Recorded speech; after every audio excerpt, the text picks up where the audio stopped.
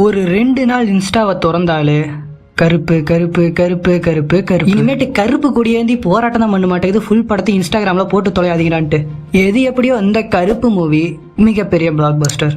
இதென்ன சூர்யா அண்ணாக்கு கம்பேக்கா இல்லை ஆர்ஜே பாலாஜி அண்ணனுக்கு கம்பேக்கா? இது ஒட்டுமொத்த தமிழ் சினிமாக்கே ஒரு கம்பேக். தமிழ் ஆடியன்ஸ் மேல ஒரு குற்றச்சாட்டு இருக்கு. என்னன்னா மற்ற மாநிலங்கள்ல இருந்து ஏதாச்சும் ஒரு படம் வந்துச்சுன்னா அது கதையே இல்லைனாலும் நம்ம கண்ணா பின்னான்னு கொண்டாடுறோமா. ஆனா அதே கதையை நம்ம ஊர்ல எடுத்தா இது கிரிஞ்சா இருக்கு, இது நல்லா இல்லை அப்படின்னு அந்த படத்தெல்லாம் ஒதுக்குறோமா. ஆனா அது இப்போ உண்மை இல்ல. படம் நல்லா இருந்துச்சுன்னா இந்தியாவே திரும்பி பார்க்குற அளவுக்கு கொண்டாடுவோன்னு காமிச்சாச்சு.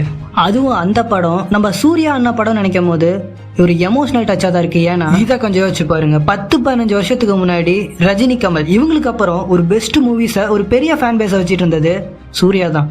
அந்த டைம்ல அவரு தான் இவங்களுக்கு அடுத்ததா இருந்தாரு.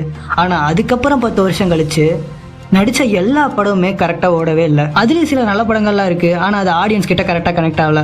ஆடியன்ஸ் கிட்ட கரெக்டா கனெக்ட் ஆகாதுன்னு நினைச்சு சில படத்தெல்லாம் ஓடிடியில் விட்டாங்க. ஆனா அது ஆடியன்ஸ் கிட்ட பயங்கரமா கனெக்ட் ஆயிருக்கு. இந்த மாதிரி ஒரு 12 வருஷமாவே கரெக்டான ஒரு லைன் அப்பே இல்லாம தான் இவர் இருந்தார். அந்த மாதிரி 13 வருஷமா காத்துக்கிட்டு இருந்த என்ன மாதிரி சூர்யா ஃபேன்ஸுக்கு எல்லாம் இந்த கருப்பு ஒரு நெருப்பா அமைஞ்சிருக்கு. நான் ஒரு விஷயத்த ஆனஸ்டா சொல்றேங்கய்யா, இந்த படத்தோட title, teaser, first look, trailer இது எல்லாத்தையும் வச்சு பார்த்தா படத்துல பில்டப் ஓவரா இருக்கு.